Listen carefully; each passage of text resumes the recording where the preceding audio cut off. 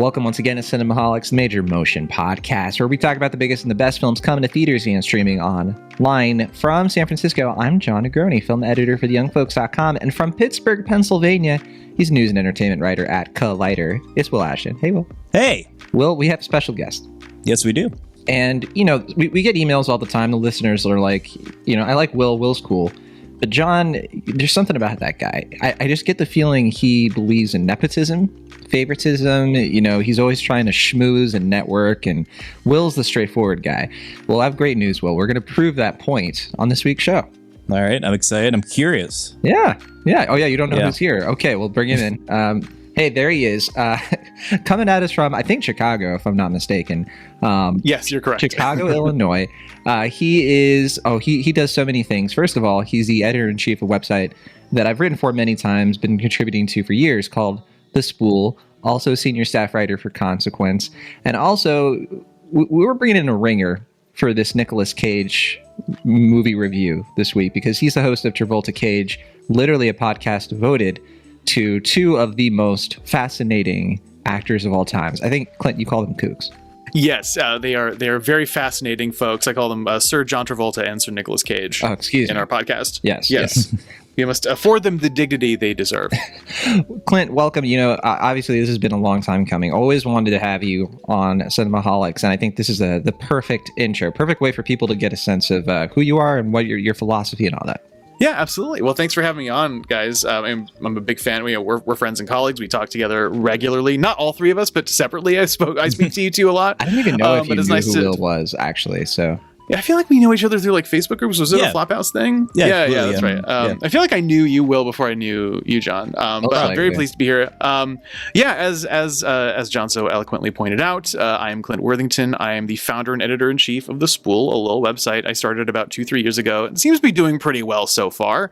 And I am also a senior staff writer at Consequence, but I also write at a million other places. You can find my bylines. I do regular writing work for TV at RogerEbert.com, and I write a little bit about sci-fi at The Companion, and I write a little bit of film reviews for Fox Digital, and I run the Travolta Cage podcast and the Right on Cue podcast, which is the Spools podcast where I talk to composers about their latest works. So essentially, I'm just really, really tired. I'm so sleepy, and I don't make any time for myself, because you know how it is in the freelance life, especially as a culture writer in the 2020s. We're all scrambling for work. So but I'm very pleased to come on and lend my Cage expertise, as it is, to this new motion picture. I got to be super honest with you, Clint. Right on Cue, which used to be more of a comment, really. That's right. That's my favorite thing that you do. I mean, oh really? I can take or leave, you know, and you know who you are as a person. I'm just kidding, but no, I get it. Literally a podcast. Like there should be more podcasts devoted to talking to composers, and I've listened to many episodes, especially the Emile Malcieri one was my favorite. I absolutely, those are great. Yeah, he's fantastic. That like listeners of this show particularly, I think would get a major hoot out of that podcast. So. Highly recommend. Yeah, because in addition to the interviews, occasionally, not as often as I would like, but occasionally I get the composers to lay down track commentaries to help explain some of the more iconic tracks in the scores for the films and TV that you listen to. I think this week, or the week I'm recording, we should have something up for. I interviewed one of the members of Son Lux, who did the score for Everything Everywhere All at Once. It's a really great chat. Can't wait for people to listen to that. But yeah, so glad to be on the show. If I may compliment you, Clint, I was going to say, as much I think all your work is great, but I really do love the Travolta Cage cast. I've been listening to that bunch. There are two kinds of Cinemaholics hosts, basically. Basically. Yeah. Because the podcast I do with Nathan Rabin, obviously the coiner of Manic Pixie Dream Girl and incredible culture writer, I still feel incredibly lucky that I get to work with him. He's the one who brought me in, because it used to be just a general purpose new release podcast tied to his website, but then we locked on this idea after we did a double feature of The Poison Rose and The Fanatic, which were two horrible John Travolta movies. And then we realized, oh, well, you know, both Travolta and Cage have had this incredibly wide-spanning career of both classics and flops around the same time as each other. So we thought it would be a great idea to combine them, go through the filmography chronologically, and see where their careers intersect, where they've worked with similar collaborators. Like it's fascinating, like to go through the number of times where one director will work with Travolta and the other with Cage. within like subsequent weeks. Just so the connections are really, really interesting and span much beyond Face Off. And at the stage of the podcast we're in, we're starting to drift a little bit because we're in like the late 2000s, early 2010s. We're really starting to get into like the crap. And also their timelines are diverging a little bit because Travolta is making far fewer movies than Cage is. So there's going to come a point where we're going to run out of Travolta movies, but we're going to do just like pure Cage. That's it. It's just going to be Cage. And we'll succumb to the unbearable weight of his massive talent. I mean, Clint, we're just glad that you have entered our cage. Not a lot of people are brave enough to do it. Despite all my rage, I'm still just Nicolas Cage. Nice, good improv. Yeah. I like that. Thank you. Yes, yes, and John. So we're here to talk about the unbearable weight of massive talent. Later in the show, Will and I are gonna have a nice little coffee break. We're gonna talk about The Bad Guys, the new DreamWorks animated film as well. It's gonna be a whole thing. But as we get into unbearable weight of massive talent, I feel like the listeners understand, Clint, probably at this point, like what you're bringing to the table. So I think we should just get right into this movie, which I gotta be honest, I wasn't very much aware of this movie long before South by Southwest. Like I remember and me are just different people, John. We are. Because I was looking this up and I was just like, oh man, what is this movie? Did they just like announce it like in 2021? And apparently this has been in the works for quite a while. This is based on or do you want to explain it, Will? Because you're the expert. You're the guy who's writing the biography. I mean, I don't think I'm writing a biography so far as I know, but yeah, this was like you said, a pitch, I guess, that became a film. I'm not quite sure how much of that is lore building and how much of that is like what actually came about. But I know that these two writers, I'm blanking on their names off the top of my head, but they were between projects. Right, it's Tom Gormican, the director, and Kevin Etten. Yeah, they said that they were between projects and they were kind of trying to find a way to get their name back on the map by kind of doing different things. And they came up with this fairly outlandish premise where Nicolas Cage plays Nicolas Cage and is having some sort of like mental breakdown and kind of gets involved with this crime plot. And, all these sort of eccentric things happen. Brilliant idea. Yeah. Stroke of genius. Right. And it was something I think they initially did to, like you said, get themselves on the map, kind of get other projects. But they were like, why don't we just try to do this? Like Nicolas Cage does so many wild, outlandish things already. Why don't we just try to get Nicolas Cage and see if we can get this movie off the ground? And it seemed like they had trouble at first getting him to agree with it because it seemed like he was afraid that they were making fun of him or like trying to make fun of his career or his legacy. Yeah. And I know the director or the writers, I guess, they wrote a letter to him and they were like, look, this is coming from a place of love. We're not like we're going to have some fun with your career, poke fun at you a little bit, but this is not coming from a place of malice. Like we're just coming at this as sincere fans. We want to like make a movie that's a tribute to you and your career while also making a really outlandish, goofy comedy. And that seemed to win him over. And yeah, once he came involved, I think that's where everything came into place. And this became, I think, his first non-animated studio film in like at least half a decade, which is pretty last wild. thing was Croods too, as this movie points out. But no, Cage himself was like, I turned it down. Like I said no, like 3 or 4 times. Like they kept trying and trying with him, but I think that letter is what put him over the top. There you go, Clint. I was going to ask you because you're the Nicolas Cage expert. How would you describe like what Cage is going through at this point in his career, like leading up to this movie? Obviously, Will and I have talked about a bunch of Nicolas Cage movies, but not all of them, right? Well, like we've talked about like Mandy, Pig, like the highlights, but there have been all kinds of Cage projects that have come and gone, and we haven't even paid attention to them. Yeah, he's in a really interesting point in his career right now where, I mean, and again, he's been working for 40 years. I highly recommend, Keith Phipps's book, Age of Cage. That's a really, really fantastic, breakdown of this as well. But I mean, as you know, Nick Cage has developed a reputation. I think in the course of our podcast, we nailed it down to Wicker Man. Wicker Man is kind of his battlefield Earth. If we're talking about the moment in Travolta Cage where like both of our folks have finally like lost the star power they had in their youth, where Wicker Man came along, it was a uniquely bad movie. And also it came out around the time of like internet meme culture and its rise. Right. So Nick Cage suddenly became man and meme at the same time. And he never really shook that. And I think that's something that Unbearable Weight of Massive Talent is trying to lock into to maybe mixed results. We'll find out about that later. But yeah, at this point in his career, it feels like he's on the upswing, where he has languished in sort of VOD, purgatory for a good long while, doing stuff like Rage and, Dying of the Light and Trespass and USS Indianapolis or whatever, that movie about like the naval ship that like gets attacked by sinks and everyone gets attacked by sharks or something. Yeah, we haven't gotten to that point in the podcast yet. Didn't Melvin Van Peebles direct that? Weirdly enough, or sorry, was it Mario? Mario, yeah. Sorry, it would have been great if Melvin Van Peebles directed it because it would be proof of life after death. Right. But I'm curious about that. We haven't reached that point in the podcast yet. But as you said, in recent years, I feel like he started to reclaim his status as a great actor, as the kind of thing that like, it's okay to like Nicolas Cage now because he was kind of a punchline. I was never a huge proponent of that. I always felt like, even in his like bad stuff, like he's committed, he's a unique actor. And so with stuff like Mandy and especially Pig, which I feel like, it was like, it's weird to think about this movie coming out the year after people thought he had a really solid shot at getting a Best Actor nomination for a film, where it's so interesting to think of him as no longer necessarily being a joke, where like he is just in enough on the joke that we're not laughing at him. We feel like we're laughing with him. And yeah, it's just a very interesting point in his career right now where he's on the upswing, but it's not quite, there's still a jokiness to our collective response to Cage. And I think that's what this movie's speaking to. Yeah, I was so happy when he got that like awards attention for Pig from Critics' Choice and a few other places last year. I was like, heck yeah, like obviously I think deserves it. And that's coming at a time where he also came out with like two other movies that year. One I saw, one I didn't. Willy's Wonderland and Prisoners of the Ghostland. Which, Will, you like Prisoners of the Ghostland more than I did, right? I thought Prisoners of the Ghostland was pretty good. I think it was a movie where I enjoyed the aesthetics of it more than the overall feature, but I thought it was a pretty good time. I know you weren't crazy about it, and I wasn't particularly fond of Willy's Wonderland, but it's not one I hated either, to be fair.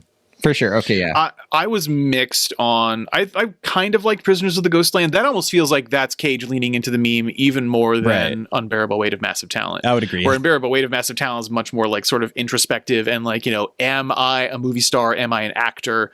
Like, how seriously should I take myself? And Prisoners of the Ghostland feels like red meat thrown at like the folks who buy sequined pillows with Nicolas Cage's face on it. And also working with a crazy Japanese director who turns out not to be the best person, we've learned in recent weeks.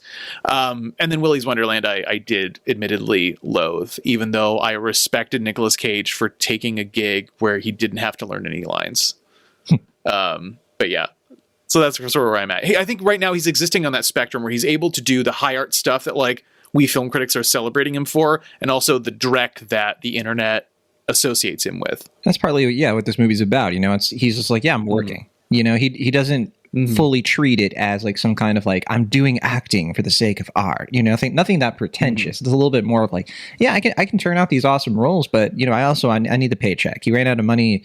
What was it, like a decade ago or something like that? And that's when a lot of this stuff was like picking up, and he had to pay his debts. And this movie kind of gets into that stuff. And that kind of leads into like the whole like lore of him, because it's like he went bankrupt like buying pyramids and stuff like that. Kind of adds to the whole like otherworldliness of him, where he's like this guy who's like, people like to believe he's like self-serious. It has like this weird acting style. What was it called? Like Nouveau Shamanic, which they make mention of in the film. Yeah, which I enjoy. I like that people. He seems to be like aware it's kind of silly, but I also like that he has his own method. And it's just like, it's my thing. Like that's just what I do. But yeah. I would agree. Yeah, he's just he's a one of a kind performer. But whether this movie fully taps into that's the discussion, I guess. He's not a method actor. He's a method person. I'm going to say that. Yeah, a little bit. And that is something that I kind of appreciated about the best parts of Unbearable Weight of Massive Talent, is that it did feel like Cage openly reckoning to the public with the idea that he is kind of kooky and out there, and he has these very specific ideas about art, and like, is his intensity, is his sort of esoteric tastes too much for people? Because it is, we should meant to sort of like at least the setup, and Cage playing a version of himself that is a little bit over the hill. David Gordon Green won't even give him work at this point. But he also takes himself incredibly seriously. But it's less about his legacy as an actor and more about what he perceives his family life to be like. It's more about being the gosh darn best dad he can be. Well, Right. the greatest role you can have is being a great dad. That's the lesson of the film. Yeah. That's what Will texted me immediately after watching the movie. He couldn't wait. That was his big line, the big thing. Yeah, no.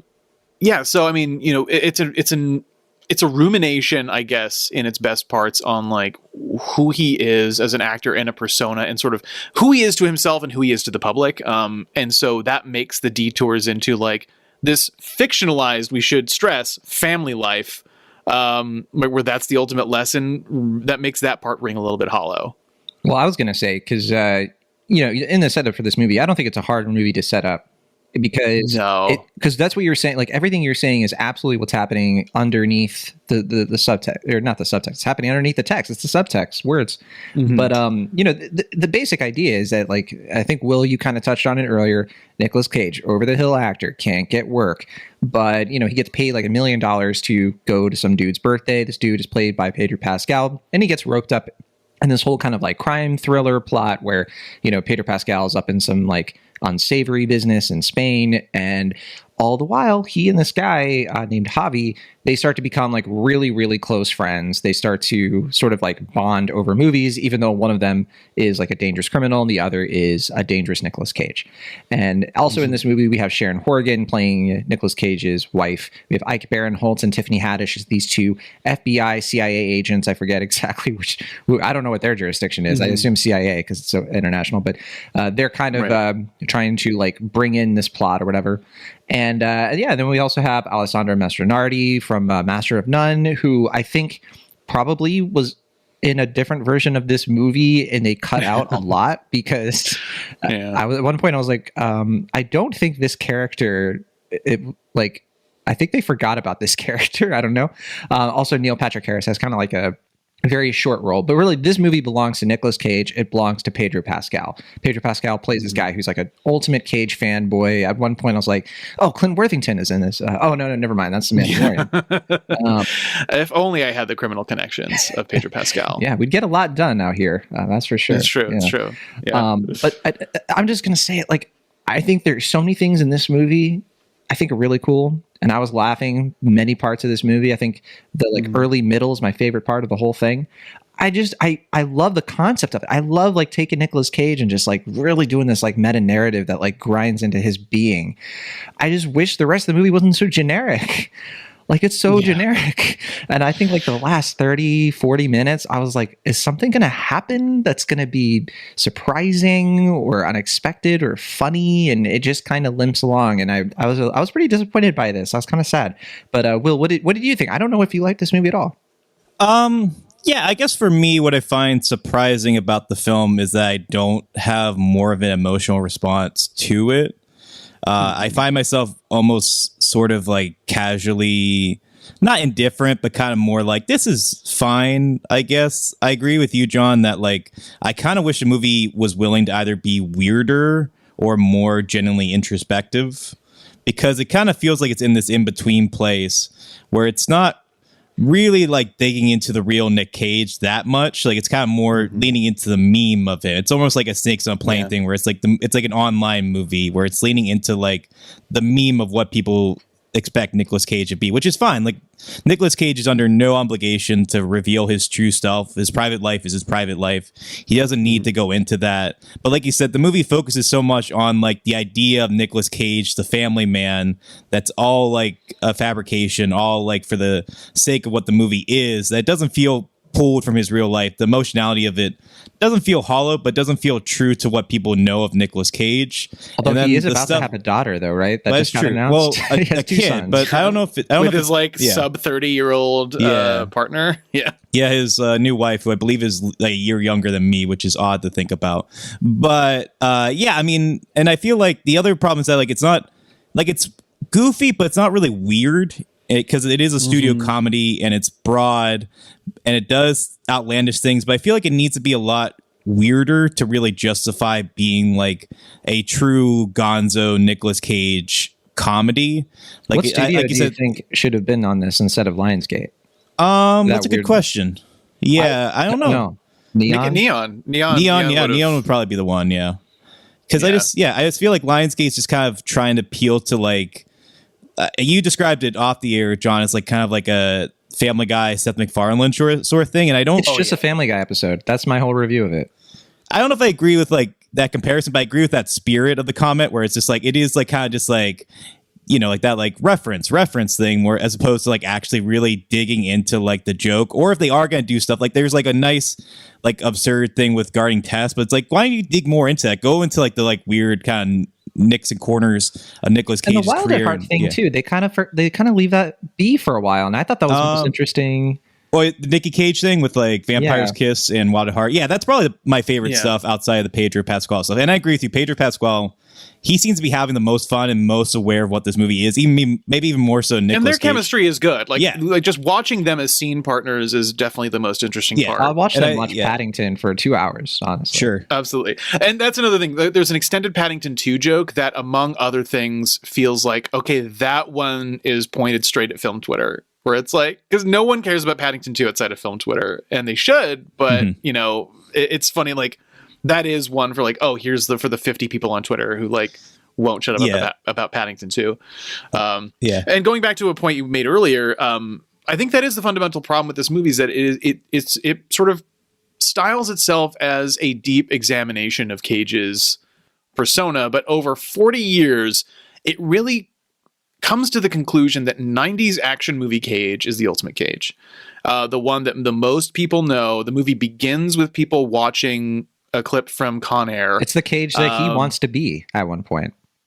Yeah, exactly. And like, so it feels limiting as like, you know, the unbearable weight of massive talent is such a big, heady title, but it's like, okay, we're going to mostly follow this narrow sliver. Like, I'm writing a piece for Fox that's sort of like a guide to like all the Easter eggs and references and stuff. And I was surprised how outside of a lot of that stuff, like, it really is purely like, here's the folks who like Face Off, The Rock, and Con Air. Like, it is trilogy, and it's sort of like is the ultimate conclusion that like Nick Cage cannot escape that. Like going after Pig, like one of the reasons I think Pig was so successful is that it turned on its head the idea that like Action Cage would instead turn in this downbeat, solemn, really layered character performance where like the most action happens is him getting the crap beat out of him by a chef. And then like halfway through, like that's sort of like, okay, we're done with that. We're doing something more, meditative. But yeah, like the unbearable weight of massive talent just feels like, okay, well, Nick Cage is gonna be like, okay, people know me for Face Off. I'll wield the golden guns. That's fine. If that's what the people want, I'll give it to them. I have a quick question for you, Clint. How do you even keep up with the Easter eggs? I felt like I was watching this, and I felt like there were tons of stuff that was going over my head. Maybe because I'm not as fresh on his filmography, but like, was it true that there were a lot, or maybe was I just thinking there was when there weren't? I mean, I wasn't keeping track of like subtleties of like a lot of specific line readings. I mean, obviously there's a Not the Bees reference, but it really does feel like a lot of the Easter eggs are signposted. Like a lot of it are just in the form of dialogue, like characters talking around him. Like there's an extended bit when Tiffany Haddish and Ike Barinholtz are watching him get off the plane, and they're like, "Is this the guy we're going to follow?" And it's like, that's the actor Nicolas Cage. I love that Ike Barinholtz says that's the actor Nicolas Cage, not just Nicolas Cage, like because as if he needs to give the extra context to us, the audience, as to who Nicolas Cage is. You can just say Nicolas Cage, it's fine. But there's an extended beat about like where they know each other, where they know the person from, where it's like Ike Barinholtz is the 90s action Cage fan, where he knows him from Face Off and Con Air. Tiffany Haddish knows him from like Croods 2 because she's a mom probably, and Moonstruck. So, and I wish there was more of a push and pull between that. I wanted a little bit more Moonstruck, I think, in the final product, and less Face Off. As much as I love those movies, like, I don't know, I just think there's a more multifaceted version of Cage that was missing here. Yeah, because I mean, you made a great point where it's like Pig. I mean, you can appreciate that movie on its own terms. It's a great drama. It's one of our favorites from last year. But that, I feel, is a more genuine introspective of Nicolas Cage's career and his art and the way he approaches art than anything that this movie does in a more literal fashion. And I feel like, in a weird way, like we're almost kind of past this for Nicolas Cage. Like I feel like Like this is a movie that should have come out 5-6 years ago. This should have come out pre-Mandy. This is a movie that's saying Nicolas Cage is back, baby. He's not a joke anymore. But like for a good lot of us, like he hasn't been a joke for a long time. I guess so not this to feels mainstream like audiences. Yeah, like gilding the lily, you know. Right. I don't know. This is also one of the first press screenings I went to that I had in a long time that had a general audience. Oh, really? And it was like also a stark reminder of like, oh, I haven't been in a theater with like general audiences in a while. People will leave the theater after the climax. All right. Yeah. Where it's like, okay, well, the movie's over. People like, there's left? denouement, but like, oh gosh, people leave. I experienced that a lot. There are people for whom the movie ends as soon as the action is done. I mean, at Sundance, As soon as like, okay, well, they won. We get it. We're gonna leave. Maybe they want to beat the parking. Who knows? Okay. But, I mean, I do that at football games, so I can't say anything. yeah, that's fair. That's fair. So there's not like a story being told at a football game necessarily. Hard disagree, Clint. It's the story. Of Well, America. in the same way the narrative stories. Yeah, you know what I mean. Yeah. I was going to ask you that I was thinking about this, especially with your podcast. Like, would this have been better if they really leaned into the face-off thing and just had John Travolta play Nick Cage? Because I feel like John Travolta is weirdly like more on the outs at this point than Nicolas Cage. He's had genuine tragedy, and I wonder if that would have made this more surreal and maybe a little bit more profound in a weird way. That's just me kind of spitballing. Yeah, maybe if they made. If Javi was instead, a white crime lord and had Travolta play him, right, and then we could have had a face-off reunion. Yeah, or Cage played Pedro Pascal's character and Travolta played Cage, and or Javi is a big face-off fan specifically, and he invites both of them. Right, yeah, and they reunite. I imagine this is how the writers arrived where they were at. They were talking exactly like this. They're like, well, hold on, probably. Yeah, exactly. Well, exactly. We're just spitballing. And I remember reading that like if Cage wasn't going to work out, they were gonna like they had other ideas for like they were gonna like let's just get Daniel Day-Lewis to play Nicolas Cage. That true though, or was that like a joke they said for an interview? I wasn't 100% sure. I never. I thought that was a joke, but I'm sure it's a joke. But I mean, I can dream. I definitely though like. There is a bit of a disconnect between like it sounds like all three of us are a little down on it. Like it doesn't sound like any of us hate it or anything like that. But, yeah, like, it's fine. A little bit of a letdown of a movie, I think, at least for me. But I'm seeing a lot of praise for this. I'm seeing, and we're going to play the Rotten Tomatoes game, obviously. But I go on my Letterboxd and people are like, "Heck yeah, this movie's great." I'm seeing 4 stars, 4.5, 5. Like, I don't know. Why are we on the outs on this or on the outside? I think it's because we're watching it outside of the very rarefied atmosphere of a film festival. Yeah, because I'm seeing it South from by both Air, like clicks. Yeah. I mean, it's very, very interesting. I almost wonder if maybe for me it's because I'm too close at this point to Cage's filmography that I'm like, for like someone who is in his own way engaged in a retrospective of who Cage is as a person and an actor. I'm like, I feel like the picture is kind of incomplete where it is trying to straddle this line of like, here's like, let's dig into what makes Nick Cage, but also deliver like a mainstream studio comedy. And here's the thing. They also try to have it both ways. They try to pull an adaptation in this where it's like, okay, we're going to tell you what the movie's like. We're going to start it as like this talky buddy comedy. And then it's going to turn explosions. Because over the course of the movie, they bond, Javi and Nick Cage bond over Javi's script. And they're like, okay, well, I'm bonding with you. I'm finding this like strange kinship with you because we have the same taste and all that. And I enjoy your company. Let's make a movie together. And they start talking about the script. And the script inevitably becomes in Edgar Wright fashion, sort of like what the tone of the movie is going to be, where it's going to start as this talky thing. And it's this, at first it's this buddy comedy, then it's this sort of tense spy thriller thing, and then it's going to turn into a balls to the wall action movie with shootouts and car chases. And there's an extent to which that's clever, and there's an extent to which you're just telling us what's going to happen, and you're pre-signing for us that the movie's going to disappoint you. So get ready. And I think it would have been different. I think if the action was executed a little better, like. If it wasn't just like, oh, it's going to turn to one of those mediocre Nick Cage movies. Like, great, hooray! I'm glad I signed up for this. Where it feels like him sort of giving in to what people expect of him as opposed to overcoming it. Like, it feels like him making peace with the meme in a way that feels at once liberatory and also sad. Yeah, I mean, the way I described it on Letterboxd was like, this feels like a movie that Charlie Kaufman pitched, but then like Donald Kaufman wrote the script. Like, I know it's kind of the joke of adaptation, but like this feels like Charlie Kaufman had like a mental breakdown, right? And then Donald Kaufman just decided to write like most of the thing. And it just feels like, yeah, there's like a much cleverer, more meta, more deeper film here. And it just kind of settles for being the broader, goofier, more conventional film in the process. And it's just like, it's not bad for what that is. It just feels like you set up a promise or something a lot meatier, and it's like you gave me a concept that's like a steak, and you gave me like a Big Mac, and the Big Mac's fine, I'll eat that, but I want the steak instead. Yeah, please give me the steak. Yeah. And I mean, we get the closest to that when they're on screen. Like Pascal is a really great actor. Cage works really well with him, and I even appreciate Sharon Horgan does a lot with like the few scenes that she's got. Like I really appreciated that. She's not given incredible dialogue or anything, but yeah, I mean, obviously it's Sharon Horgan, but she knows how to like. Work. There's a scene late in the film where she kind of has to bluff her way through a very tense situation that like proves that she is more in command of the situation than Nick Cage is, because there is an element of self-delusion that they play with, which is nice. And some of those early scenes in the middle of the movie when he's working with Tiffany Haddish and Ike Barinholtz, who again have nothing to do. Like those are kind of fun. There's a slapsticky sequence involving Cage accidentally drugging himself.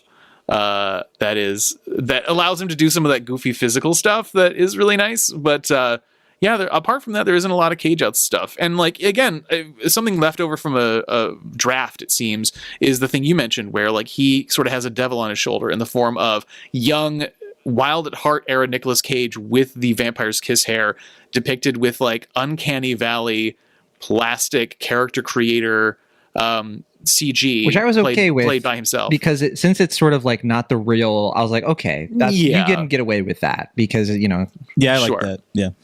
And you're seeing Nick Cage's perception of what other people think Cage rage is. You know what I mean? Mm-hmm. We're like, okay, I'm gonna do this, and I'm gonna shrug my shoulders and randomly shout syllables, and that's what people want from me, right?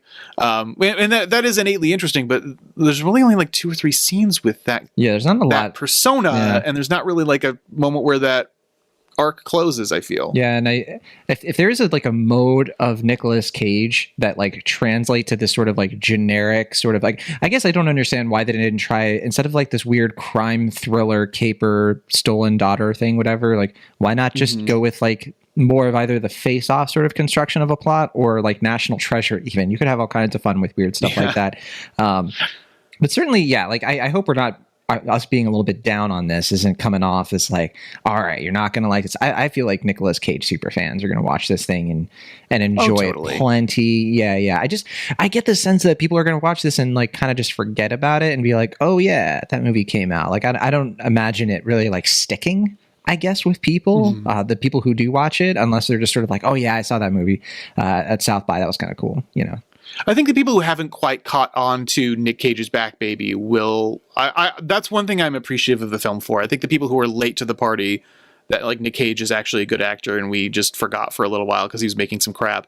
Like I think if that brings them back on board the Cage train, that's great. I mean, I'm really really happy, and I did enjoy it. Like as a whole, the experience of watching it is very enjoyable. Like I said, I think we're having a very downbeat discussion of it because I think we're focusing on what's not working, because I think, as you said, the festival praise was so effusive that my expectations were like maybe miscalibrated a little bit. We're like, oh, this is going to be great. But it is just like, it's Nick Cage playing with his toys.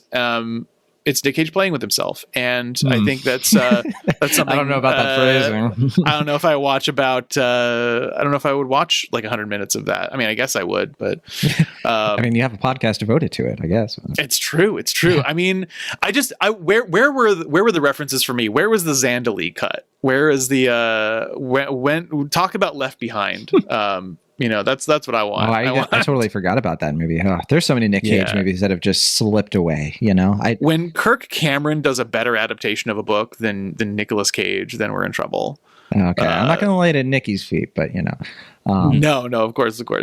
But again, there's just a lot of stuff, and again, scene to scene, like Cage has some fun with the material because I think he gets different layers to play, especially in the middle act, where his initial uncomplicated adoration of Javi as someone who shares his tastes, because that's another thing too, is that like his tastes are very baroque and intense. Like there's this whole thing where like he doesn't get along with his daughter because instead of trying to share experiences and interests with her, like he just imposes his tastes on her. He's like, you're a Philistine for not loving the Cabinet of Dr. Caligari, Zoomer.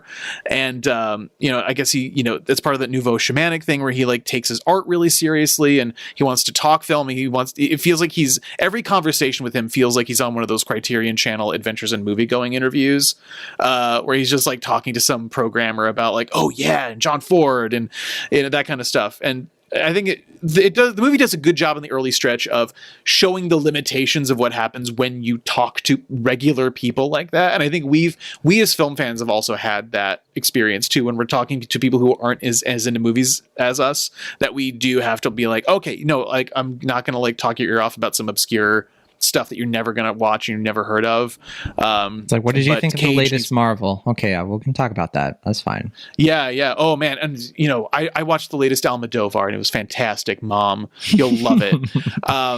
But no, that kind of grace you have to extend to people who aren't as into the thing you're into. And that's a lesson that the Nick Cage in this movie has to learn. And I think that's kind of neat. But it doesn't work as well with this grander investigation of his career and persona that this movie sort of styles itself to be, which I think is just sort of, that's the frustration, even though I think it works and is fun and entertaining in the moment. I do know the listeners, they've always wanted to know the origin story of Cinemaholics. How did John and Will first, become, the Cinemaholics co-hosts that they are today? And this movie kind of outlines it almost perfectly. They have the whole thing with the pool. It's exactly how that went down. Yeah. The Paddington 2 watch, that was beat for beat, actually. I was actually kind of freaked out a little bit. But yeah, no, I mean, that's when you click with like another film fan and you're just like, oh yeah, these movies. And even when you like disagree, you're kind of like getting like there was stuff in that very agreeable stuff. This movie is not doing super well at the box office. It's made only $9.6 million. And yeah, we have big stuff coming out. Like this movie's not going to be like the only game in town for a while. It's competing with The Bad Guys and The Northman right now. So I don't know. And even Everything Everywhere All at Once is getting surprising legs for an indie, so it's even competing amongst other indies that are surprisingly doing well. Right. And so I don't know how this is going to do ultimately, like, especially like once we have like Doctor Strange coming up in the next 2 weeks, and then the summer box office is going to explode. But yeah, do you think this is going to be a flop or, I think a lot of underappreciated Cage movies, it's going to find its audience like once it hits streaming. And once people are actually able to, because I think, again, like this isn't even like laid at Cage's feet. I mean, in a more stable theatrical environment, this might have some legs. Who knows?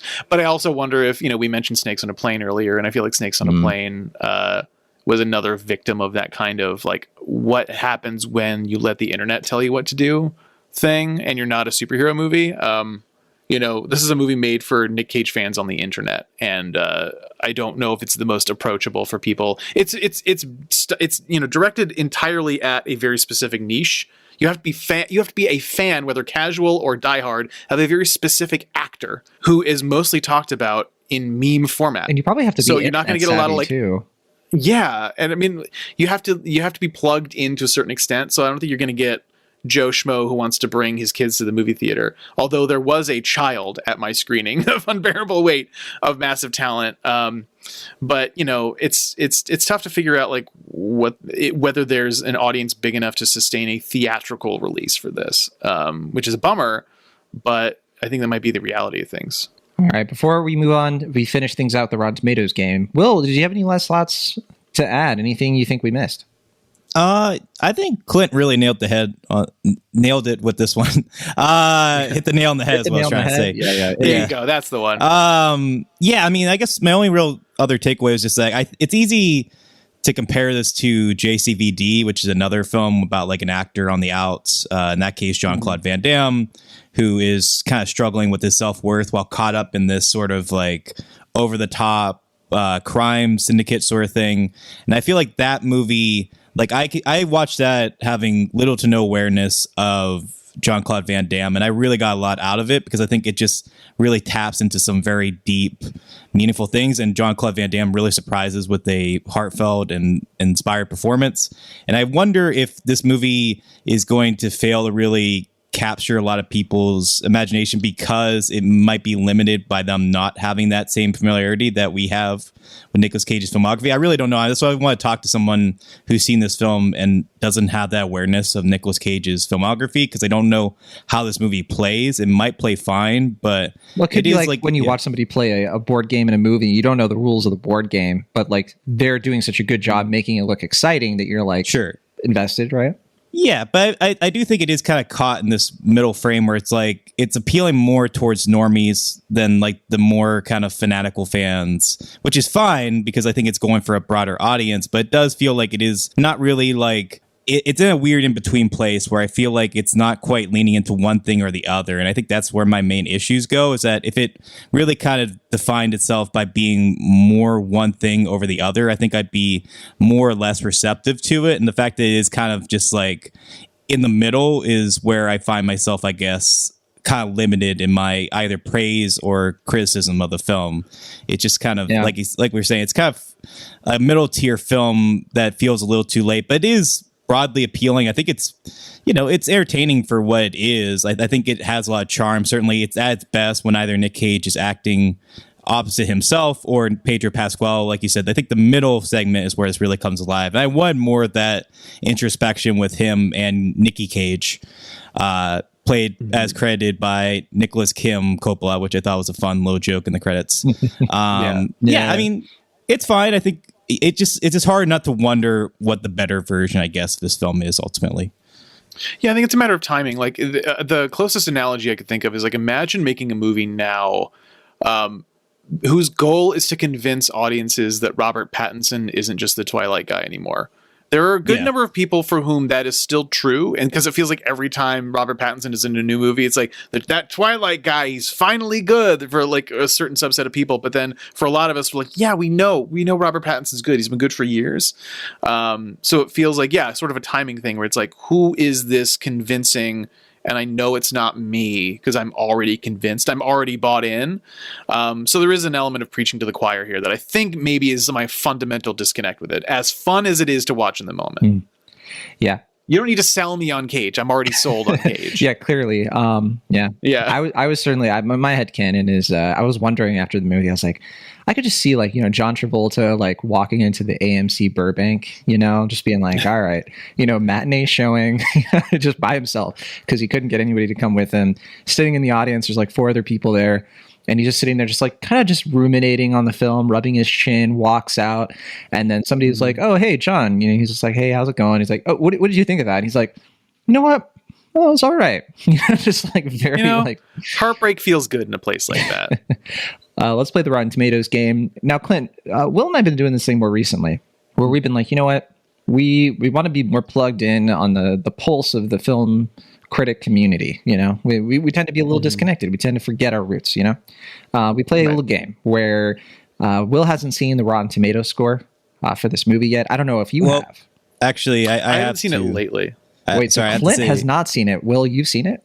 Well, I didn't directly go on to Rotten Tomatoes, but someone on Twitter, I've seen a lot of people be like, you have to support original films. Like, you got to see a Northman and Everything Everywhere Once and this movie to like support original films and all that. And I saw someone posted the Rotten Tomatoes for this and Northman in that. So I didn't try to, but on my timeline, I did see someone post it. So it's possible it could be different by now. So let's hope. Let's pray.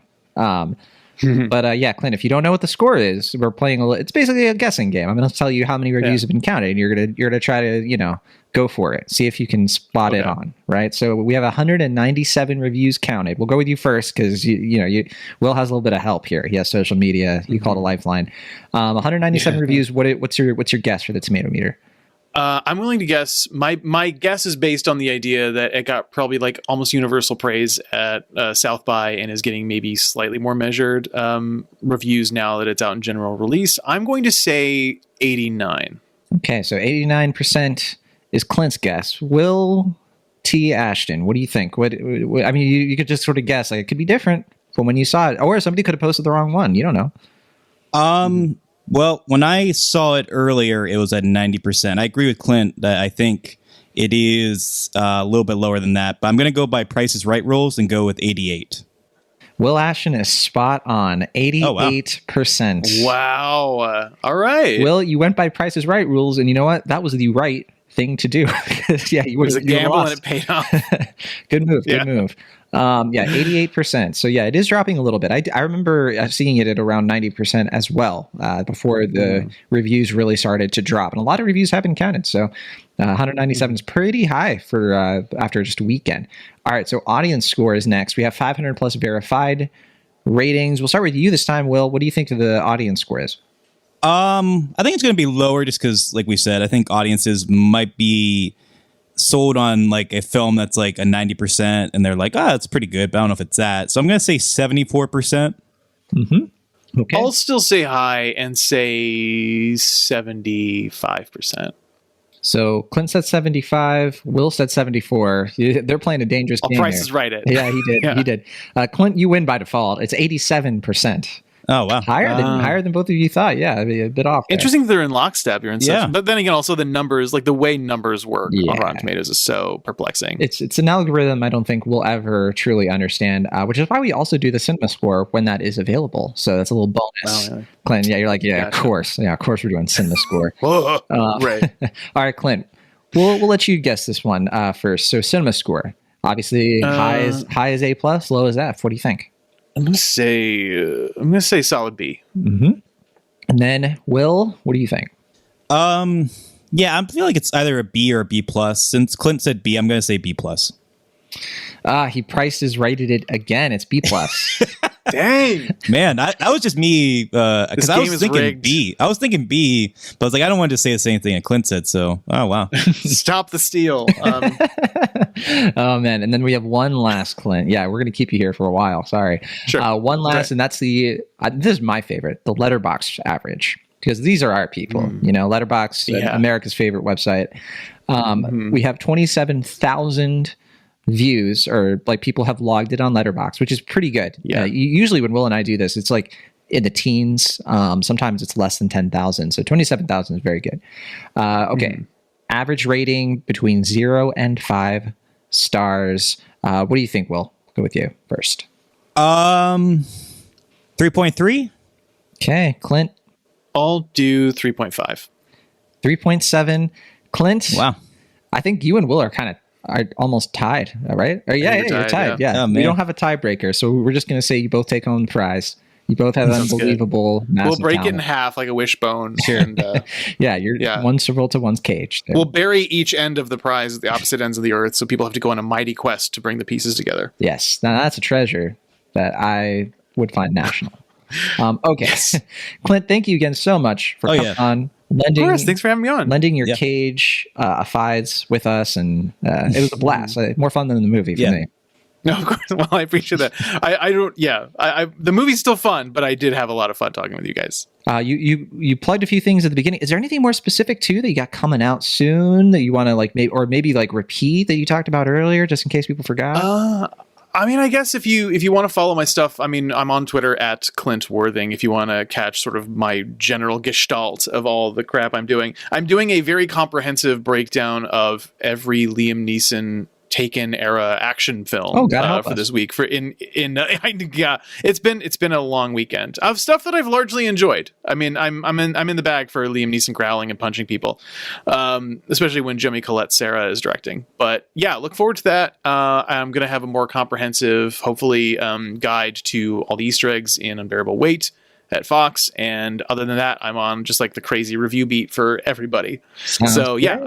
yeah, and you can go to the Spool, thespool.net, and you can subscribe to you can pledge to our Patreon. It would really, really help us. We're a small independent media outlet. You know how bad things are for folks, even big outlets, and we're just really running on sweat equity and just patience and grace. So any money you can help, any money that you can send to help us stay alive would be greatly appreciated. I second that. The Spool is a fantastic community of writers. It's truly talented people on there, except for me.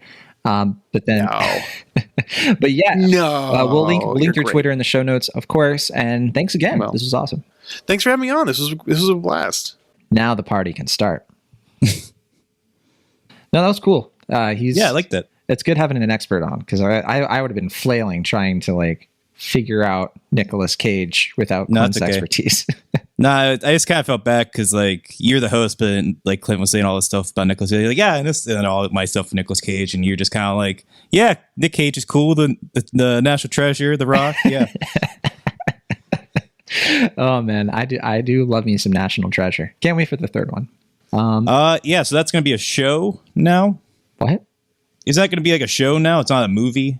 No, but they could still make a movie with him because the show wouldn't have him. Oh, he's not involved with the show. I didn't think so. Let me look that. I thought they were going to do like a Scrub season 9 thing where he's like there for like 2 episodes. Yeah, they're doing a Disney Plus thing, but I think it's a totally different cast except for the one guy. And Justin Bertha or whatever. But if it's successful, I think they'll still do a National Treasure 3 with Nicolas Cage. Oh, I see. They're testing the waters a bit, kind of like dipping their toe in the pond and being like, "Hey, National Treasure, is that something you guys like?" Because I think they kind of did that with Mighty Ducks, right? They're kind of like, "Hey, kind of something right? you want." It's going to have one of those, requel sort of things. Sure. Yeah. They have like 12 scripts, right, for this third National Treasure. They can just take one of them and do it. They've been working on it since like 2008. So, and they were like, we're going to take our time and everything. And then I think like 2018, that was when they were really like, okay, like we think we have something. But then I think especially like once COVID hit, they were like, because they had like the gears in motion. Then they were like, okay, never mind. And then I think he said as recently as this year, he was like, oh yeah, I haven't even seen a script for this. I think I wrote about this at Cinema Blend a year or two ago, if I recall. I forgot correctly. You used to write there, yeah. But yeah, I mean, I hope if they make a third one that they just what was the thing they set up in the second one, page 47 or whatever. Do you remember that? Like at the end of National Treasure 2, they have a big cliffhanger where it's like turn the page 47 or something. Oh yeah, it's like the big secret of the. I always assumed it wasn't a cliffhanger; it was something that we'll never know because it's like there's no way that it would be more interesting than our imagination. I thought that was supposed to be like a cliffhanger for the next film. I mean, maybe so. Like, I don't know. I mean, I remember watching it and not really caring or thinking there would be a third one because I was like, I think this is it. I think this is all they need. But then, of course, I grew up and I was like, I was wrong. We need more. Let's talk about the bad guys. Now that Clint's gone. Boom. It's time to talk about something he would never understand. He would never understand bad guys. He's too much of a goody two shoes, pays his taxes, is nice to people, good citizen. Sure. Forget that. Recycles, I assume. What? I said recycles, I assume. Yeah. What a nerd. No, but it's time for us to get on our, our bad side. Time to howl a little bit. So DreamWorks is back. When was the last time we had like a big budget original DreamWorks animated movie in theaters? Like we've gotten like the Netflix stuff, right? But we haven't really. I'm trying to think. Like I'm going to look up like the DreamWorks film list or whatever and see if there's something I'm forgetting. Yeah, I mean, because I know there was there were a couple. Oh, that was a sequel. Well, that was a sequel, right? Yeah. I mean, there were a couple of sequels that came out during the pandemic, like Boss Baby 2. Trolls 2, Croods 2, as we mentioned in our conversation on The Unbearable Weight of Massive Talent. Trolls World Tour, that was one of the first like PVODs that they tried to do during COVID. Yeah. But I'm trying to think if there was any Abominable. Yeah, that might be the last one. Yeah, because we saw that in theaters. I remember that. It's 2019. Uh-huh. Yeah. And then before that, we had How to Train Your Dragon. And before that, we had Captain Underpants. So... Yeah, Captain Underpants, I feel, is the last one I remember really falling for. And everything else since has been like, I do think you fell for it. Yeah. Yeah. Oh, you made it in like a positive way. I was kidding. No, I mean, like, I thought that was, I don't know. Did you not like that movie? Oh, no, I like Captain Underpants. I'm just teasing.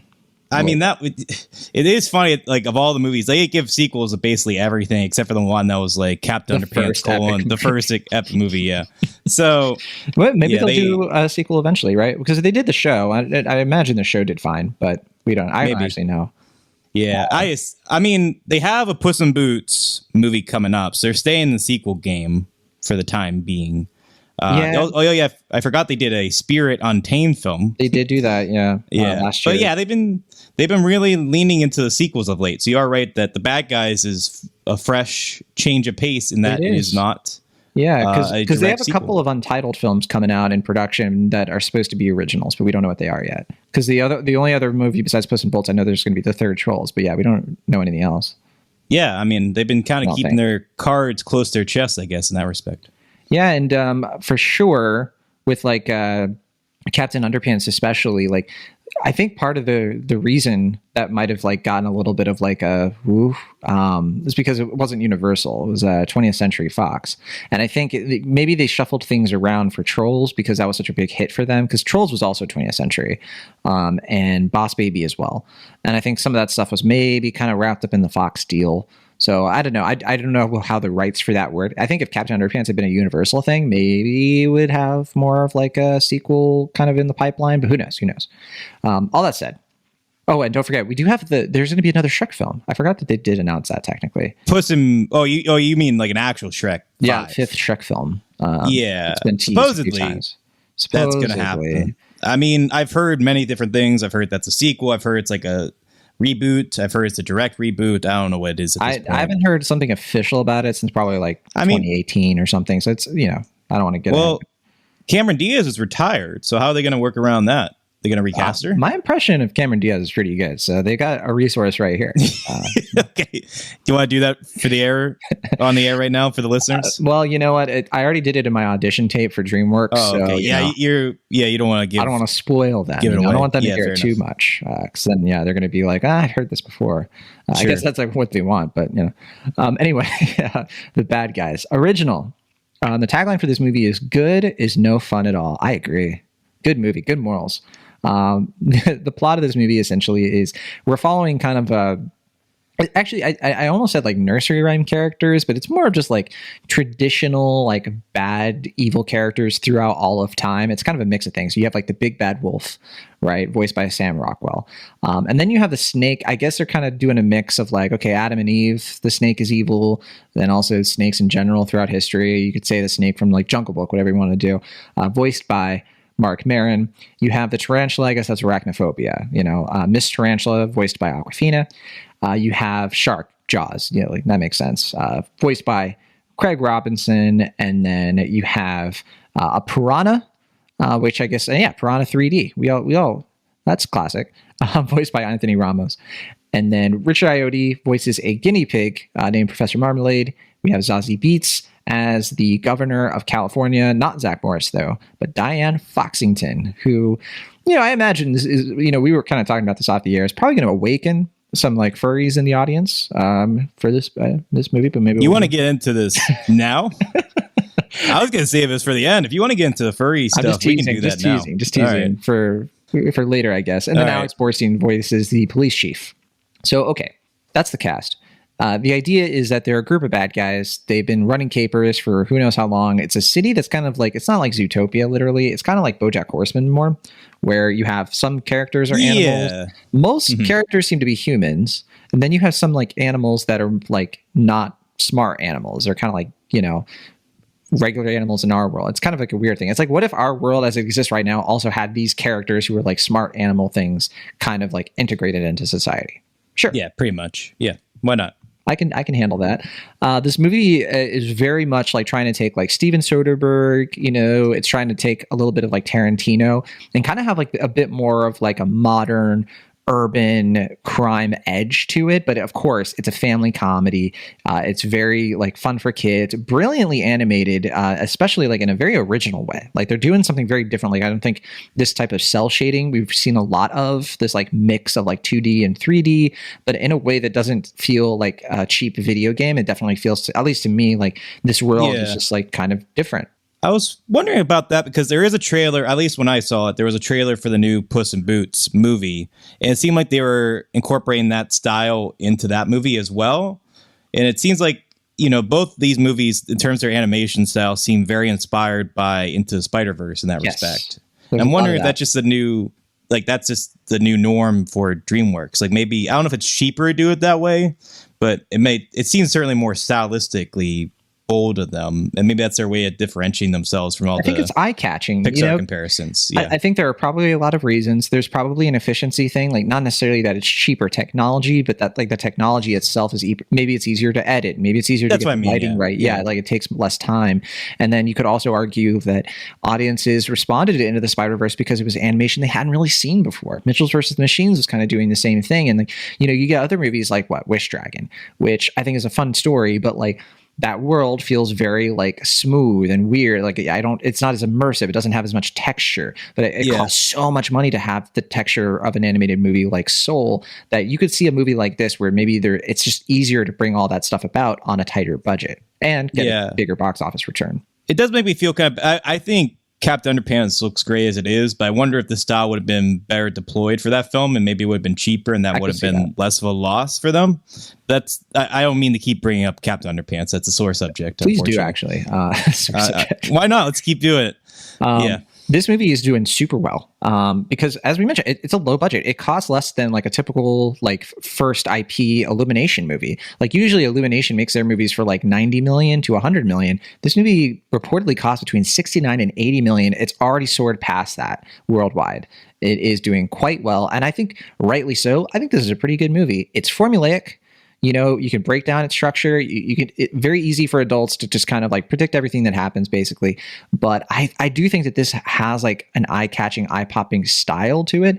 And because it's formulaic, I mean, it's satisfying in formulaic ways. Like, you have the typical character arcs. There are a few little things in the movie that I didn't, see coming, like very smaller things, but certainly enough that I was like, you know what? This is a movie. It's kind of like laid out as a movie, and you can enjoy it as such. It's baby's first Ocean 11, and I think it works for that. So, what do you think, though? Yeah, I mean, I didn't really have too many expectations for this, but when the project was announced, I was like, yeah, sure, whatever. It kind of reminded me of, do you remember that kid's book? I think it was from the 90s, The True Story of the Three Little Pigs. No. John Siska, I believe, wrote it. Do you remember that? I don't think we had that at our book fair. Okay, I remember that one. I read that, I think, like in kindergarten or maybe first grade. It was an interesting story because it's a Three Little Pigs story. In kindergarten, Will Ash was like, it's an interesting story, like explaining to his teacher. You Jesse Wade, John. Because I was going to say that story to me kind of casually was sort of transformative, because that whole story is the Three Little Pigs story, obviously from the Big Bad Wolf thing. It's like, you guys got it all wrong. This is all fake news. This is the real story of what happened from his perspective. And it's like, oh, wow. Like in my kid brain, I was like, you can tell a story from a different perspective, and it's the same story, but it's told in a whole new way. So for me, as a storytelling practice, that was kind of revolutionary. Keep in mind, again, this is me in kindergarten. So you hadn't gotten around, to like, what if Jafar was the good guy in Aladdin, right? That stuff. Yeah, but I don't know. I mean, it just reminded me of that because, like you said, like the Big Bad Wolf is the lead here. It's not quite as I guess fresh as that film or that story. But yeah, it is like, it's kind of playing with expectations where it's like, let's have some fun with the Big Bad Wolf and his croonies of, ne'er-do-wells and, how they go around doing naughty things. But like, what if they decide to be good?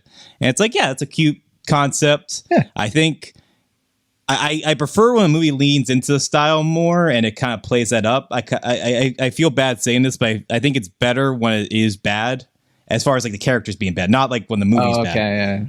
I think it's better when the movie leans into them being, crime loving animals who are, doing heists and all this stuff. Like, they can't do that, I feel though, like for a kids movie. Yeah. I just kind of wish the rest of it was a little bit more inspired in the process. Like we were talking about before, like I feel like it's fairly easy to see where the plot's going to go. They set the crumbs up pretty quickly, and it's like, okay, then you just got to wait for this part to happen, and then this part, and then this part, and this part. And obviously this is a film for kids and for families, so I'm not asking them to be like most people aren't going to pinpoint this stuff. I guess not, but I'm just saying, like, if they had just changed up even a little bit, it would have been to the film's benefit. Like you said, like, it's not the worst in the world to be formulaic, but just can you change it like a little bit if you're going to mirror Soderbergh and Tarantino? Just I feel like that's not a huge ask. Oh, Yeah, I imagine they wanted to play it safe because, especially, it is the first of an IP. So yeah, they want this thing to be satisfying on such a broad level. That I think that was more of a priority, and that's sad. But like, yeah, I get the thinking behind it at least. One thing I do like though that they do resist the temptation, I think, of trying to make this like hoodwinked, trying to like make this be another Shrek, where a lot of the jokes are references. A lot of the jokes are like, well, it's a big bad wolf, so we're going to make jokes about the Three Little Pigs and Red Riding Hood all the time. They don't do that much of it. They do very little of it. That's my favorite thing, actually, because I was afraid about that. I was like, this is from the studio who brought us Shrek. I don't think they say that in the marketing, but you could imagine a world where they did that. And it's, like them making like kind of cheesy reference to jokes like that. And it seems like this is a natural progression for them where it's like they are kind of doing a new spin on a familiar story, but they're not relying on like, kicking Disney to tell a story. They're actually telling a story, which is nice.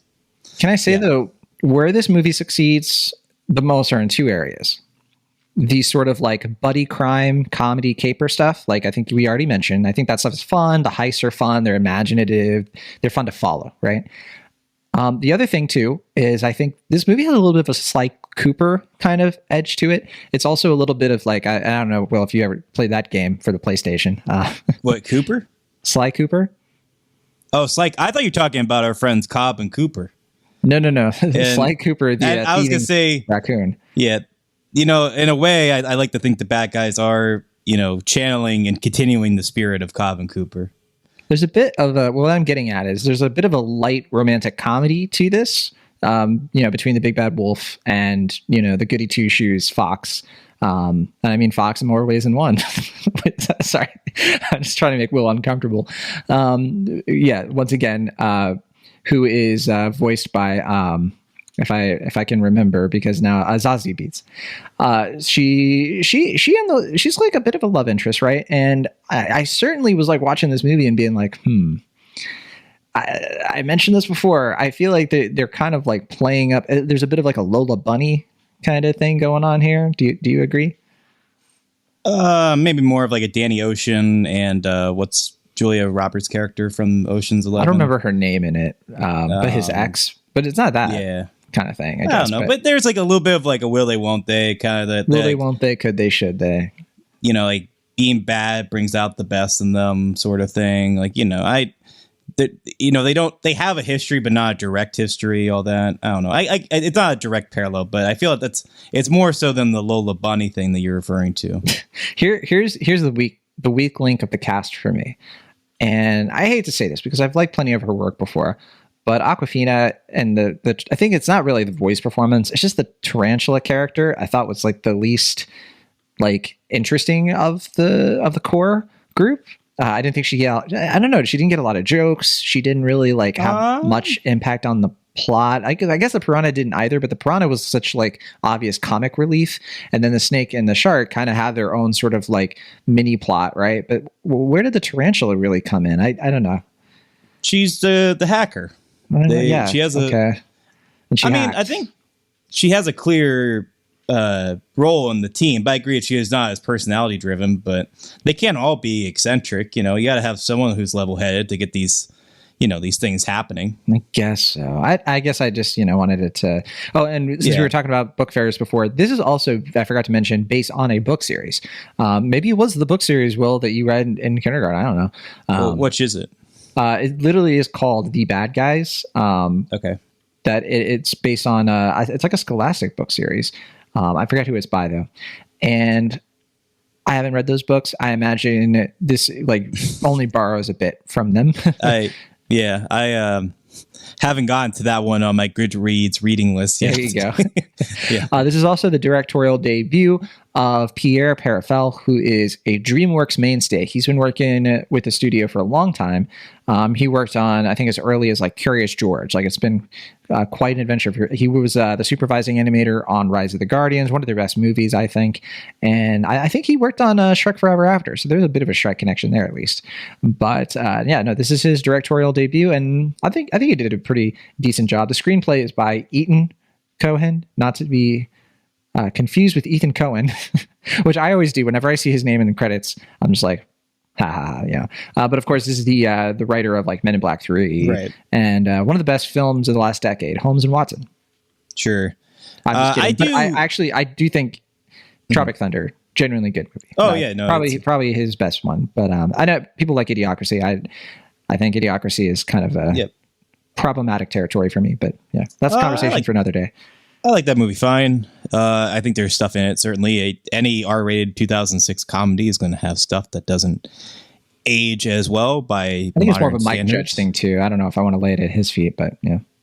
Well, we can discuss that later, I suppose. Yeah. I would like to see a day, especially now that the Coen brothers are no longer together, if Joel Coen, spelled Cohen, the screenwriter from Toy Story and Garfield the movie, would team up with Ethan Coen, without the H in Ethan, and make a Coen brother film with the two of them together. I think that's just money on the table. Yeah, money on the table is right there. Wish Dragon 2. Yeah, exactly. Yeah. It has to be something like totally random. I don't have too much else to say about this movie. I mean, there's not much else about it that I think is like, I think it has a really good score. Like I think it makes the world feel alive. It kind of it's Daniel Pemberton. What are you going to do? He's obviously very good. And we've said it a bunch of times. I just think the look and feel of this movie is unique and certainly a fun one to watch on the big screen. I can see why people are like, yeah, I want to watch this. I mean, it has that same sort of appeal, something like The Secret Life of Pets, where the concept is very easy to get very quickly. It's not based on something you've seen before, but that's actually a plus in its favor. You're not feeling like, oh, I'm going to watch like the fourth Minions movie. No, I'm going to watch this movie that's like, looks like it will be as satisfying as some of those movies were the first time I saw them. So yeah, good time. And Sam Rockwell, very good vocal performance. I was gonna say, yeah, he carries the movie in a lot of ways. Mm-hmm. Yeah, I mean, I think him and Richard Ayoade give the best voice performances in the film, but I think everyone... I disagree with that. I don't like Richard Ayoade's voice in general for animated movies because I get this like James Corden kind of like it's Richard Ayoade. I don't know that. This is a hang up I had with Soul as well because he voiced the hippie dude. But the difference is that Richard Ayoade can tell a joke and he's funny. I don't remember laughing now, so maybe I didn't get the joke. I mean, I'm not talking just about this movie. I mean, in general, I think Richard Ayoade is a very I was going to say in the movie. I will agree with you. Yes, in real life, Richard Ayoade is a treasure, so. And he's great with dry delivery and all that. So, yeah, I guess we'll just have to disagree there. I think Zazie Beetz was also good. I think the voice cast in general is good here. Craig Robinson was fun. I think the shark is actually the only character I think that really made me like laugh out loud, because there's a running gag with him where he's like a master. It's a little mini Master Disguise movie happening here. I'm going to bring up all of the movies we've covered on Ain't Ogre Tis Ogre in this review. I've already talked about Shrek and Garfield, now Master Disguise. But I mean, there's a running gag where he's like a masterful master disguise, and like he just like is able to fool people. And there's a joke, I don't want to spoil it, involving a baseball that I think it genuinely made me laugh out loud. I thought that was such a good gag. I wish the movie was like that funny throughout, because I don't think most of this movie I don't think is very funny. I think it's pretty clever, but it's not really like super funny outside of that stuff. You may disagree with that. No, I basically agree. Yeah, it glides along, and I would agree. Yeah, the shark gets the best jokes. The piranha kind of gets like the kiddish jokes, of like the farts and stuff like that. Yeah, a lot of fart jokes in this. Yeah, but they usually serve the story, so I'm fine with them. I can't believe I said that.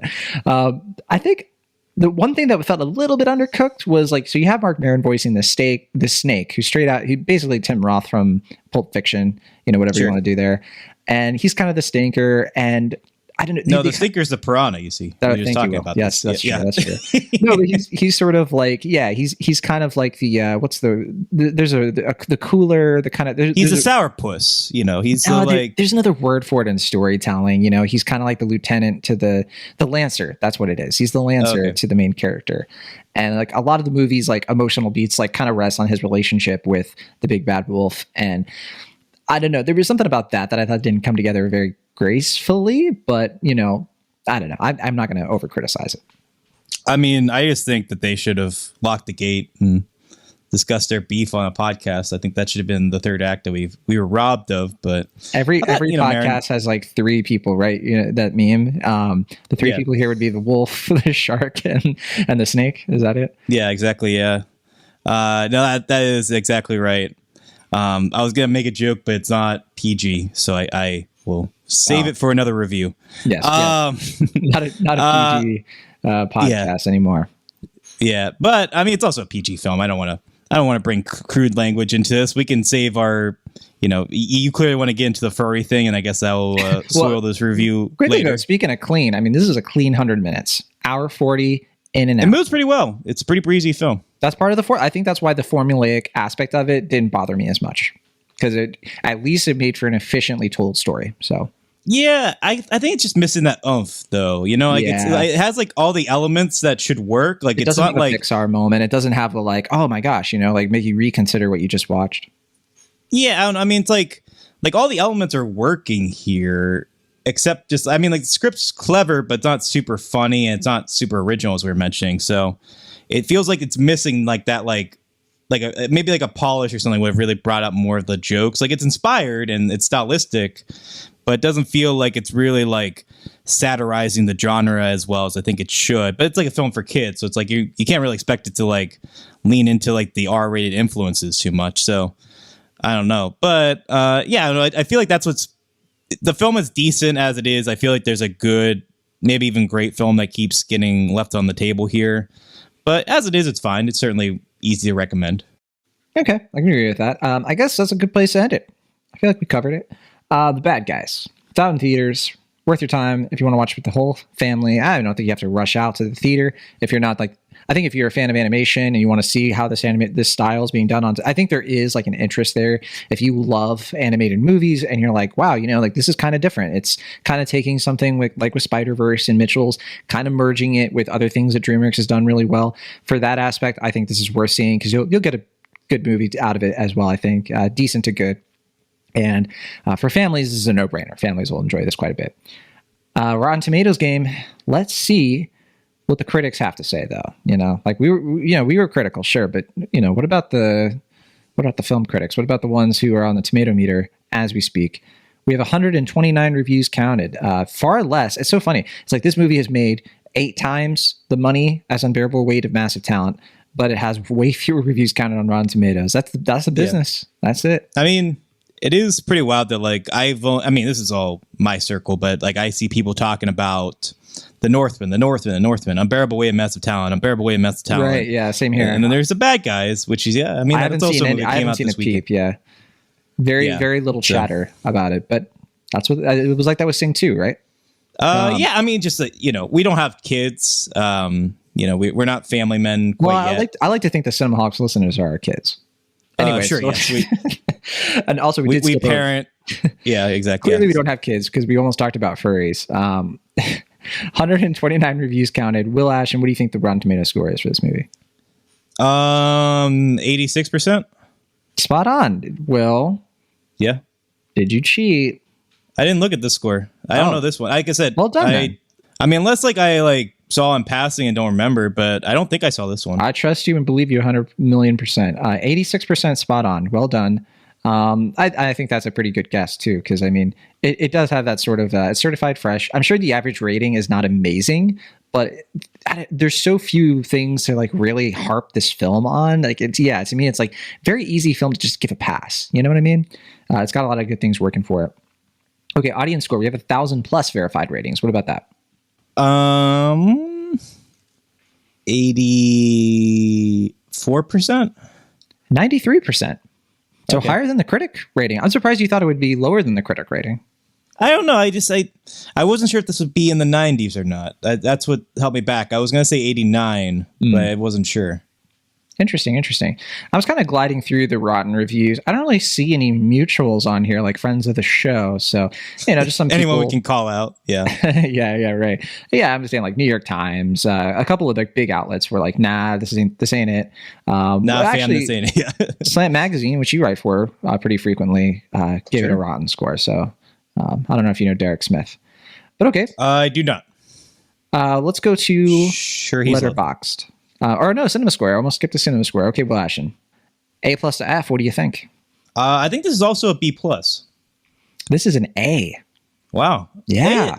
They must you are skew underestimating towards- the audience, Yeah, I mean, but they gave an A to Sing 2, so I guess they just really enjoy wholesome family kids films. I think animated movies have pretty decent track records on this stuff, because that's the thing. It's like even the parents aren't going to in front of their kids, in Vegas. It's just like they gambled and they lost. You know what I mean? It's just like, no, they're going to be like, yeah, I kept my kid distracted for an hour and 40 minutes. I'm in, A. While Okay. they're calling their bookie and trying to figure out how they can make that 42,000 that they lost. There you go. Yeah. Okay, we have letterbox average. Wow. Okay, so just to repeat, when we did Unbearable Weight, we had 21,000 people had logged it. On Letterbox, this is 9.1 thousand. Okay. So yeah, that just tells you we're giving you a range. That's for sure. Well, I mean, South by all the Southwest. all the 4 to 12-year-olds are keyed into this film. I don't think are on Letterbox quite yet. So Well put. Okay, and then what do you think the average rating is? 3.2. It is a 3.5. So All you, right, yeah, you guess a little bit I'm lower on lowballing. everything except the Yeah. critic score. I don't know why. Yeah, I guess I'm just lowballing this movie for some reason. You don't believe in the bad guys. You don't think they could really be any good. I'm just like, yeah, I feel like my fellow man is just like, surely these guys they're bad. We can't hold them up to the highest standards. Yeah, they're bad. We to the can't bone. invite crime into our social lives. So next week on the show, we actually don't have a lot of movies coming out. I think the only movie coming out next week that I have seen or will see is Memory, the new Liam Neeson film directed by Martin Campbell. I already saw it, but we have a different plan for next week's show. We're going to be returning. I don't say what? I was going to say, are we allowed to talk about this, or is this a surprise? Oh, we're allowed. There are no rules, Ashton. Not on Cinema. Oh boy. No, we have a special guest coming on to the show. We won't reveal the special guest. We'll keep that a secret. But we are, of course, coming back to one of our longtime segments, one of the OG segments, and that is the summer movie preview. We're next week going to be kind of going over the whole summer in terms of like what's coming out, what we're expecting. And it's going to be a little bit different. Like in the past, like summer movie preview episodes, we've done like, okay, here are like 3 movies each on like, which one are you looking forward to the most? We're actually doing a little bit different. We're going to give you more of like hey, this is what the summer has in store. This is what we think is probably going to be big box office winner. And then maybe like by doing it that way, we'll kind of reconvene at the end of the summer and see how things netted out. We'll see. But I think it'll be a lot of fun. Yeah. I mean, when's the last time we did this? 2019? Summer movie preview. I will assume 2019, but I can actually look it up very quickly because that's the thing. We used to do like winter movie preview. We used to do fall movie preview. And then I think we stopped doing everything but the summer movie preview because that was more of like that's the one that's clearly like the big deal of the year. And it's hard to do Oscar season previews. I'm seeing summer preview 2019 is the last time we did a preview. Yeah. Well, summer movie seasons. Oh no, wait, we did a fall movie. We did a fall preview of 2019. Maybe we did a winter preview. Sorry, hold on. Okay, but the last time we did a summer preview was 2019. Okay. Yeah, I was gonna say because I don't know if we did a winter one. We did. We did a winter movie preview 2019 to 2020. I just totally forgot. Wow. Sorry. Yeah, I think it was just because of COVID because like we didn't know when things are coming out, if they were ever going to come out again. So it's like it made no sense to do a summer movie preview in 2020 would have been bleak. And 2021 would have been a question mark as well. So it makes sense to bring it back in 2022. Yeah. I remember the function of those episodes was like there was always like a dead week. And we were just like, there's nothing really to talk about. That's what I was going to say is that usually we prioritize these because most like there's a movie that comes out that first week of May that's always going to make a killing there, unless like it's like a huge bomb, which is pretty rare for that first week. It's usually a Marvel movie.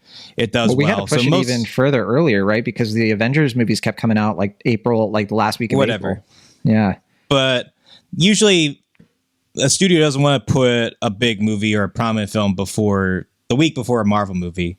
So that's why we have usually the freedom to discuss summer movie previews because they don't squeeze anything in that time. So exactly. Yeah. Because then, this is the last week of April, and then we're going to be going right into the summer, like with a bang. It's going to start off with like Doctor Strange, and Netflix has like a Marmaduke movie coming out. It's going to be pretty intense. the hit of the summer coming up, I guess. I thought that already came out, that Marmaduke movie. Yeah. I guess this is the it's like the sequel that is just the name of it again. I think it's just an animated version of Marmaduke. It's not like No, I know. Yeah, Oh. I'm not talking about the Owen Wilson one. I thought that movie had already come out, but I mean, I No, don't this know. one. This is the one. I think Pete Davidson does the voice of Marmaduke, so I'm sure that's going to be terrible. Can't wait. All right. Did that come off like I hate Pete Davidson? I don't hate Pete Davidson. He's been through so much. Just leave him alone. Yeah, I'd be friends with that guy. I would probably date him. Let's be honest. Like, who wouldn't? Yeah, I was gonna say. I mean, it's only a matter of time before I'm dating him, I guess. Yeah, right. At this Everybody rate, gets their turn. yeah. All right, that'll do it for this week's episode of Cinemaholics. We'll be back next week for, like we said, summer movie preview. Can't wait. Thank you, everybody who has been writing into the show, and we've been getting lots of positive responses for the RRR episode. Oh yes, yeah. That was so cool to see that tweet do super well. The one, the plug in the show, and lots of people listening to the show and letting us know what they thought of our thoughts on that movie. And probably going to go down as one of my favorite episodes of the show we ever did. Wow. Yeah, I was gonna say. I mean, if you're a new listener after the episode, welcome. I hope you're enjoying the show, and I hope you enjoy the back catalog too if you're checking that out. Yeah, plenty of stuff to see here. That's for sure. All right, from the Internet California, I am John Negroni. And for Internet Pennsylvania, I'm Washington. See you next time.